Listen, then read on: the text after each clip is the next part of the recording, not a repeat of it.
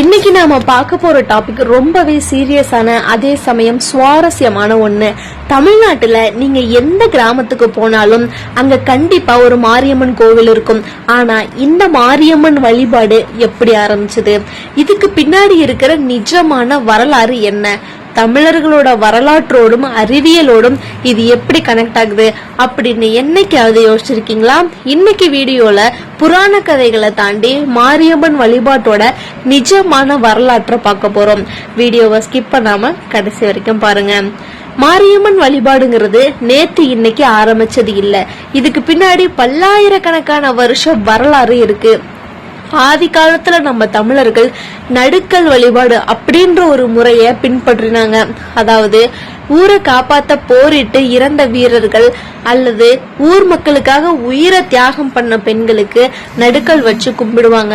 அப்படி ஊரை காப்பாத்தின ஒரு பெண் தான் பிற்காலத்துல காவல் தெய்வம் அப்படின்னு மாறினாங்க. தமிழர்களோட மரபுப்படி இயற்கையையும் தியாகம் பண்ண மனிதர்களையும் தெய்வமா கும்பிடுறது தான் நம்மளோட ஆதி வழக்கம். அப்படி உருவானது தான் இந்த மாரியம்மன் வழிபாடு. நம்ம மாரியம்மன்ல இருக்கிற மாரி அப்படின்னா தமிழ்ல மழை அப்படின்னு அர்த்தம். நம்ம முன்னோர்கள் விவசாயத்தை நம்பி வாழ்ந்தவங்க. விவசாயத்துக்கு மழை ரொம்ப முக்கியம். மழை பெஞ்சா ஊர் செழிப்பா இருக்கும், மழை இல்லைன்னா பஞ்சம் வரும். அதனால மழையை தரக்கூடிய இயற்கையை ஒரு தாயா உருவகப்படுத்தி கும்பிட ஆரம்பிச்சாங்க.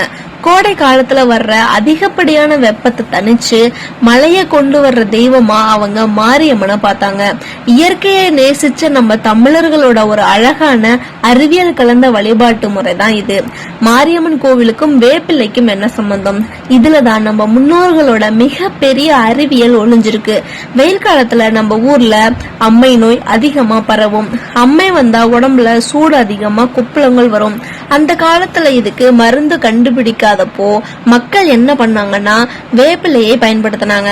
வேப்பிலை ஒரு சிறந்த கிருமி நாசினி. அது உடம்போட சூட்டை தணிக்கும். அம்மை வந்தவங்களுக்கு வேப்பிலை படுக்கை போட்டு மஞ்சள் பூசி வைத்தியம் பண்ணாங்க. இந்த மருத்துவ முறையத்தான் ஆன்மீகத்தோட இணைச்சு அம்மனுக்கு உகந்தது வேப்பிலை மஞ்சள் அப்படின்னு மாத்தினாங்க. இது மூலமா ஊர்ல நோய் வராம தடுக்க முடிஞ்சது. மாரியம்மன் திருவிழா அப்படின்னாலே என்ன ஞாபகம் வரும்?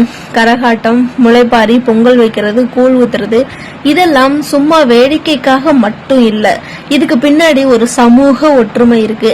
வெயில் காலத்துல உடம்புக்கு குளிர்ச்சி தர்றதுக்காகத்தான் கேழ்வரகு கூழ் காய்ச்சி ஊத்துறாங்க. முளைப்பாரி எடுக்கிறது மூலமா பயிர்கள் எப்படி வளருது அப்படின்றத இளம் தலைமுறைக்கு கத்து கொடுத்தாங்க. ஊர் மக்கள் எல்லோரும் ஒன்னா கூடி ஒரு திருவிழாவை கொண்டாடும் போது அங்க ஜாதி மதம் கடந்த ஒரு ஒற்றுமை உருவாகுது. இதுதான் மாரியம்மன் வழிபாட்டுக்கு பின்னாடி இருக்கிற நிஜமான சமூக வரலாறு. மாரியம்மன் வழிபாடுங்கிறது வெறும் மூட நம்பிக்கை கிடையாது. அதுக்கு பின்னாடி நடுக்கல் வழிபாடுங்கிற தமிழர்களோட ஆதி வரலாறும் மலை மற்றும் மருத்துவம் அறிவியல் சார்ந்த காரணங்களும் இருக்கு. இந்த தகவல்கள் உங்களுக்கு பிடிச்சிருக்கும் நம்புறேன்.